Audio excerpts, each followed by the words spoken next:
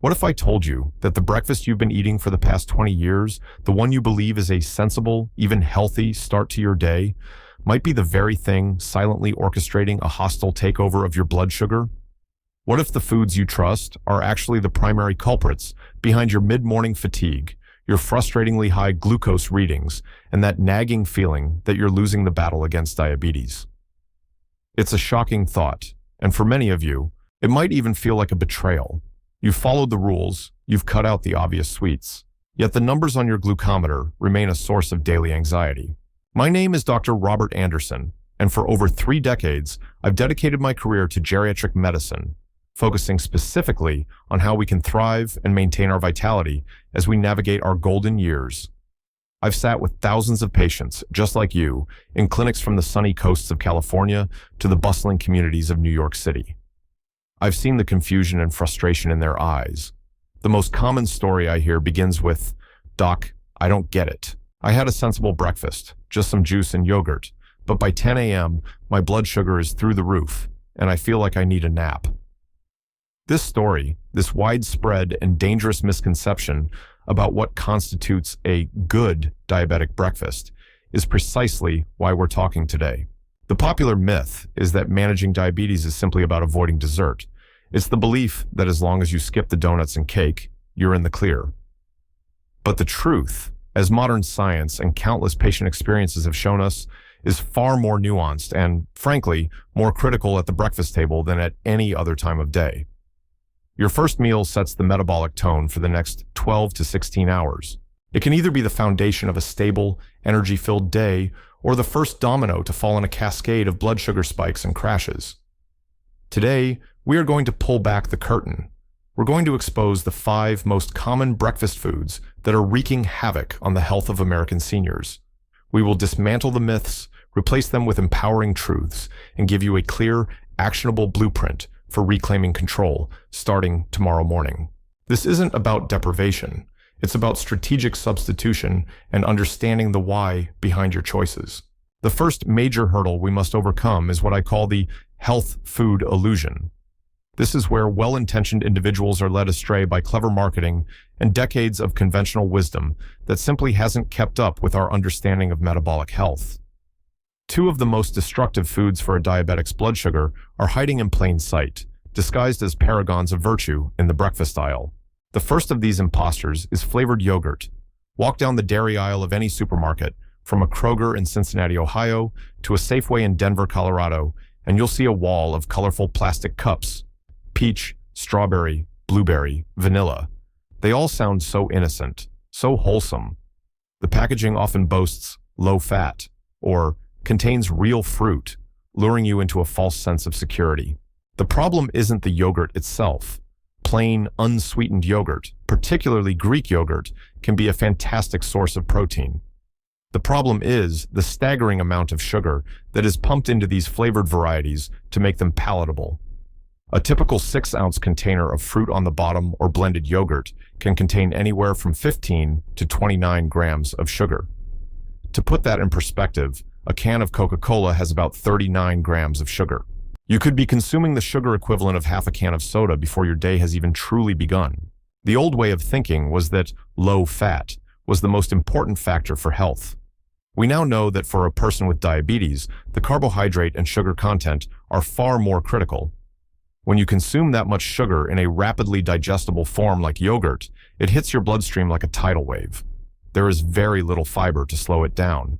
Your pancreas, which may already be struggling, is forced to work overtime to produce insulin to manage this sudden flood of glucose. This leads to a dramatic spike in your blood sugar, often pushing it into the dangerous $180 Wartext mg/dl to $250 meager DL range. What follows this spike is an inevitable crash a couple of hours later, leaving you feeling shaky, irritable, and craving more carbohydrates, perpetuating a vicious cycle. The importance of avoiding this morning roller coaster cannot be overstated. Stable blood sugar is the key to preventing or slowing the progression of devastating diabetic complications, neuropathy, retinopathy, kidney disease, and cardiovascular events. Starting your day with a sugar bomb is like starting a cross-country road trip with a sputtering engine and a leaking gas tank. You simply won't have the steady fuel you need to thrive. The solution is simple, delicious, and empowering. It's time to take control back from the food manufacturers. The action you can take tomorrow morning is to buy plain, unsweetened Greek yogurt. Greek yogurt has the added benefit of being higher in protein, which promotes satiety and has a much gentler effect on blood sugar. Then, become your own artisan. Add a small handful of fresh or frozen berries, like blueberries or raspberries. These fruits are high in fiber and antioxidants and have a low glycemic impact. For a bit of crunch and healthy fat, sprinkle on a tablespoon of chopped walnuts, almonds, or chia seeds. In one simple swap, you've eliminated over 20 grams of sugar and added protein, fiber, and healthy fats, the trifecta of blood sugar control. I remember a patient, Eleanor, a 72-year-old retired teacher from Austin, Texas. She was a textbook case. She ate her healthy peach yogurt every single morning, and every morning her 10:30 a.m. reading was around $220, our text $2. She felt defeated after we made this one simple switch to plain Greek yogurt with a few fresh berries and a sprinkle of sliced almonds. Her 10:30 a.m. readings stabilized in the $130 text $1 range within a week. She told me, "Dr. Anderson, I have more energy in the morning than I've had in a decade. I didn't realize I was poisoning my own well." That's the power of this change. Our second healthy deceiver is one of America's most beloved breakfast beverages, fruit juice. For generations, we've been told that a glass of orange juice is like sunshine in a cup, packed with vitamin C and a great way to start the day. This is one of the most damaging myths in nutrition, especially for a diabetic. When you take a whole fruit, like an orange, and squeeze it into juice, you are performing an act of nutritional sabotage. You strip away its most valuable component for blood sugar control, the fiber. The pulp and membranes of the orange contain soluble and insoluble fiber that slows down the absorption of its natural sugars, fructose.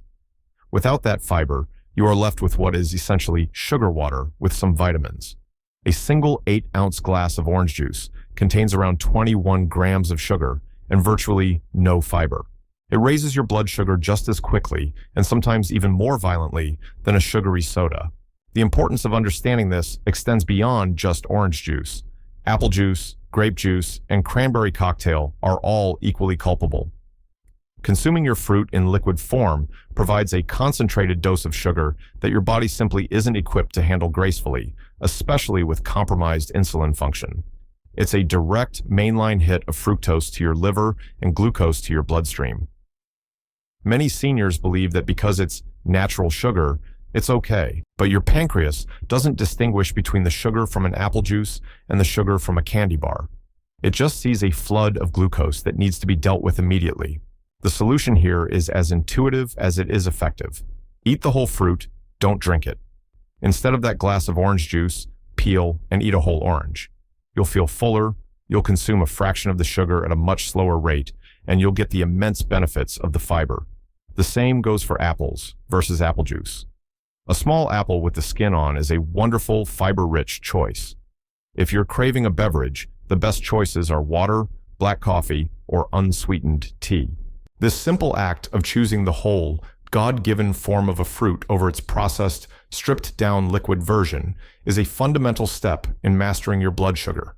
It's a choice that honors how your body was designed to process nutrients. If you found this information on so-called healthy foods helpful and it's opened your eyes, please type the number 1 in the comments below. If you feel this wasn't useful, please type 0 so we can continue to improve and bring you the most valuable content for your health journey. Next, we must confront a category of breakfast staples that I call the white flour catastrophe. These are the foods that form the very bedrock of the traditional American breakfast, yet they are metabolic landmines for a senior with diabetes. They are made from refined grains that have been milled and processed to the point where all their beneficial fiber, bran, and germ have been removed, leaving behind a fine, starchy powder that your body treats almost identically to pure sugar. The third and perhaps most iconic of these offenders is the bagel. For many, especially on the East Coast, a morning bagel with cream cheese is a time-honored ritual. It feels substantial, filling, and convenient. However, metabolically speaking, eating a large, dense, white flour bagel is like eating 4 to 5 slices of white bread. The average plain bagel from a deli can pack a whopping 50 to 60 grams of carbohydrates with almost no fiber to buffer their impact. When you eat a bagel, that dense bolus of refined starch is rapidly converted into glucose, causing a massive and prolonged surge in your blood sugar. It requires a tremendous insulin response to clear that glucose from the blood, placing immense strain on your system. The old approach was to just focus on the fat content, which is why many would opt for low-fat cream cheese, believing they were making a healthy choice. But the cream cheese was never the primary villain. The bagel itself is the problem. The sheer density of refined carbohydrates is what makes it so destructive. This is particularly important for seniors, as our metabolic flexibility and insulin sensitivity tend to decline with age. We simply can't handle a massive carbohydrate load the way we might have in our 20s. Persistently starting your day with a meal like this is a direct contributor to rising A1C levels, weight gain, as excess glucose is stored as fat, and that feeling of being on a constant energy roller coaster. The solution is not to abandon bread-like items entirely, but to make a strategic and intelligent swap. Instead of a bagel, consider one slice of 100% whole grain, sprouted, or sourdough bread. Sprouted grain bread, like Ezekiel bread, is easier to digest and has a lower glycemic index. A whole wheat English muffin is another excellent choice, offering portion control and significantly fewer carbohydrates than a bagel. The key is to look for the word whole as the very first ingredient and to check the nutrition label for at least 3 to 5 grams of fiber per slice. Then, instead of topping it with a thick schmear of cream cheese, opt for a powerhouse of healthy fats and protein. A quarter of a mashed avocado with a sprinkle of everything bagel seasoning or a single scrambled or fried egg will transform your breakfast from a metabolic disaster into a stable, energy-providing meal. Let's move on to our fourth food, a weekend favorite in diners and kitchens from coast to coast, pancakes or waffles with syrup. This meal is the very definition of a blood sugar nightmare. First, you have the pancakes themselves, typically made from the same refined white flour as the bagel. They are essentially starchy sponges. Then, you drown them in what is deceptively called pancake syrup. The vast majority of syrups in iconic bottles on supermarket shelves are not maple syrup at all. They are almost entirely high-fructose corn syrup, water, and artificial colors and flavors. You are pouring liquid sugar onto a sugar-based sponge. A mere quarter cup of this syrup contains over 50 grams of sugar. Combined with the pancakes, you can easily consume over 100 grams of carbohydrates in a single sitting. The importance of recognizing this as a threat cannot be minimized. A meal like this will send your blood sugar into the stratosphere, often exceeding $300, or text MGDL to Chelsers, or even $400, or text MGDL. This is not just a temporary discomfort. Levels this high are actively causing damage to your blood vessels, nerves, and organs. It's like flooding a delicate engine with the wrong kind of fuel. It will cause sputtering, damage, and eventual breakdown. This is why so many people feel incredibly lethargic and lodgy after a big pancake breakfast. It's the physiological effect of extreme hyperglycemia, followed by a massive insulin surge and the subsequent crash. The solution requires a shift in mindset. A celebratory breakfast doesn't have to be a sugary one. If you love pancakes, you can learn to make them in a blood sugar-friendly way. There are fantastic recipes online that use almond flour or coconut flour as a base, which are low in carbs and high in fiber and healthy fats. You can sweeten them with a natural, non-glycemic sweetener like monk fruit or erythritol. Instead of syrup, top them with a dollop of that plain Greek yogurt we discussed, a handful of fresh berries, and a sprinkle of cinnamon. It becomes a decadent, satisfying, and stable meal. An even simpler solution is to shift towards a savory breakfast, reserving the pancake-style meal for a very rare, well-planned occasion. Finally, in this category, we have the most common breakfast food in America, sugary breakfast cereal. The cereal aisle is perhaps the most confusing and misleading section of the entire grocery store. Boxes shout, heart healthy, made with whole grains, and good source of vitamin D. But when you turn the box around and read the fine print on the nutrition label, you uncover the truth. Many of these cereals, especially those marketed to families, are more than 30 to 40% sugar by weight. A small-looking serving can have 12 to 20 grams of added sugar, and let's be honest, most people pour a serving that is 2 or 3 times the recommended size. The problem with the old way of thinking was trusting the claims on the front of the box. The importance of becoming a savvy label reader is paramount. The refined grains, often corn, wheat, or rice, are processed, puffed, and flaked, which makes them incredibly easy to digest, meaning they convert to glucose almost instantly. It's a 1-2 punch of refined carbs and added sugar. This is why so many children and adults who eat a bowl of sugary cereal are hungry again an hour later. Their blood sugar has spiked and crashed, sending a powerful signal to the brain to seek more quick energy. The solution is to be ruthless in your cereal selection. Your mission, should you choose to accept it, is to find a cereal with less than 5 grams of sugar and more than 5 grams of fiber per serving. This will dramatically narrow your options. High-fiber brand cereals or plain, unsweetened shredded wheat are good choices. An even better choice is to move away from processed cereals altogether and embrace steel-cut or old-fashioned rolled oats. Unlike the instant oatmeal packets, which are often pre-sweetened and processed for quick cooking and quick sugar release, steel-cut oats are the least processed and have a very low glycemic index, providing a slow, steady release of energy. Prepare them with water or unsweetened milk and top them with the same healthy additions, berries, nuts, or seeds. I had a patient, a gentleman named Frank from just outside Philadelphia. He was a creature of habit. For 40 years, he had eaten the same healthy bran flake cereal, not realizing the brand he chose had 19 grams of sugar per serving. He couldn't understand why his morning blood sugar was always stubbornly high. We switched him to plain steel-cut oats with walnuts and a dash of cinnamon. The change was profound. Not only did his morning glucose readings drop by 40 to 50 points, but he also told me he felt full and satisfied until lunchtime for the first time in his life. He had been running on empty, and now his tank was full of high-quality fuel. Again, I want to check in with you. If this breakdown of the white flour catastrophe has been helpful, please type the number 1 in the comments. If not, a 0 would be appreciated, as we strive to make this content as impactful as possible for you. Our final category moves beyond the immediate impact of sugar and carbohydrates to address a more insidious threat to the long-term health of any senior with diabetes. This is what I call the processed pitfall. This concerns a food group that many people pair with their eggs, thinking it's a good source of protein to balance out their meal. The fifth and final food group to destroy your blood sugar control is processed breakfast meats. This includes items like bacon, sausage links or patties, and cured ham. The immediate problem with these foods isn't a dramatic sugar spike. It's much more subtle and, in many ways, more dangerous over the long term. These meats are typically very high in sodium, unhealthy saturated fats, and chemical preservatives like nitrates and nitrites. The old way of thinking, particularly during the low-carb craze, was that these foods were freebies because they didn't contain carbohydrates. But this view is dangerously myopic.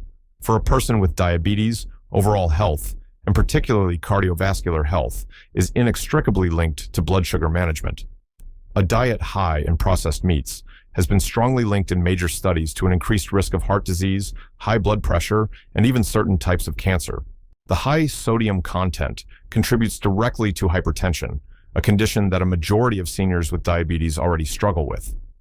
High blood pressure puts an immense strain on your heart and can damage the delicate blood vessels in your kidneys and eyes, compounding the damage already being caused by elevated glucose levels. The importance of understanding this connection is critical. The inflammation caused by the high saturated fat and preservative content can worsen insulin resistance. This means your body's cells become less responsive to the insulin you do produce, making it even harder to control your blood sugar. So, while that sausage patty might not cause an immediate glucose spike like a glass of orange juice, it contributes to a metabolic environment where your blood sugar is harder to manage 24/7. It's like pouring sludge into your body's communication network. The solution is to prioritize clean, whole food sources of protein for your breakfast. Eggs are a phenomenal choice. They are nature's perfect package of protein and healthy fats. You can prepare them in any way you like: scrambled, fried, poached, or as an omelet loaded with non-starchy vegetables like spinach, mushrooms, and bell peppers. If you want a meat option, consider a small piece of leftover grilled chicken or salmon from the night before. If you absolutely love the savory flavor of breakfast meat, look for uncured, low-sodium turkey bacon or chicken sausage from a reputable brand and consume it in moderation as a treat, not a daily staple. You could also explore plant-based protein options like a tofu scramble or a side of black beans. These choices provide the protein you need to stay full and stabilize blood sugar without the inflammatory and blood pressure-raising baggage of processed meats. By making this swap, you are doing more than just helping your blood sugar. You are actively protecting your heart, your kidneys, and your long-term vitality. It's a holistic approach to health that recognizes that diabetes is a whole-body condition, not just a numbers game on a glucometer. For the last time, let me know if this was valuable. If understanding the hidden dangers of processed meats was a light bulb moment for you, please type 1 below. If not, type 0. Your feedback is our guide. As we bring our conversation to a close, let's take a moment to reflect on what we've uncovered. We've unmasked the so-called healthy deceivers like sugary yogurts and fruit juices, revealing them as concentrated sugar delivery systems. We've confronted the white flour catastrophe of bagels, pancakes, and sugary cereals, understanding that they behave just like sugar once they hit our bloodstream. And we've looked beyond the sugar itself to understand the inflammatory, processed pitfall of breakfast meats that sabotage our long-term health. The common thread through all of this is that the most dangerous foods are often the ones we least suspect, the ones disguised by clever marketing and decades of outdated nutritional advice. The most important lesson to take away from our time together is not one of fear or deprivation. It is a message of profound empowerment. Managing your diabetes, especially in your senior years, is not about a restrictive diet that drains the joy from life. It is about knowledge. It's about making conscious, informed decisions that honor your body and your health. This journey is not about saying no to food. It's about saying yes to life. It's about saying yes to more mornings where you wake up with stable energy, not a dizzying sugar crash. It's about saying yes to more afternoons playing with your grandchildren without feeling exhausted. It's about saying yes to a future with fewer complications and more vitality, clarity, and independence. You have spent a lifetime gathering wisdom, and now is the time to apply that wisdom to the most important person in your life, yourself. So here is my call to action for you today. Don't let this be passive information. Turn it into active change. First, I want to hear from you. Go down to the comments section right now and tell me one thing you are going to change about your breakfast routine starting tomorrow. Will it be swapping juice for a whole orange, or trying steel-cut oats for the first time? Declaring your intention is a powerful first step.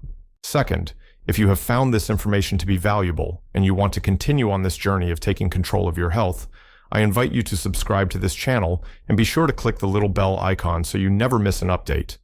We are building a community here, a place of support and empowerment. And finally, and perhaps most importantly, think of one person in your life, a spouse, a friend, a sibling, a neighbor, who needs to hear this message. Please share this with them. A simple share from you could be the catalyst that changes the entire trajectory of their health journey. It is one of the greatest gifts you can give. Thank you for your time and your trust. I am Dr. Robert Anderson, reminding you that your health is your greatest asset. Protect it, cherish it, and take charge of it, one smart breakfast at a time.